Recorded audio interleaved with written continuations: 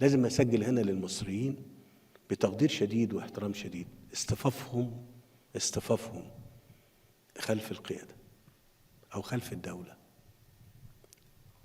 بسجل بتقدير شديد واحترام شديد، وأقول لكم يعني أنتم كمستقبل مصر إن بدون أي جهد، الجهد كان متوفر بوعي المصريين وتفاهمهم للمخاطر اللي موجودة، وكانوا مش بس كده، كانوا على قلب وما زالوا على قلب رجل واحد تجاه الأحداث اللي يعني بتمر بالمنطقة ديت. وهم يعني ده أمر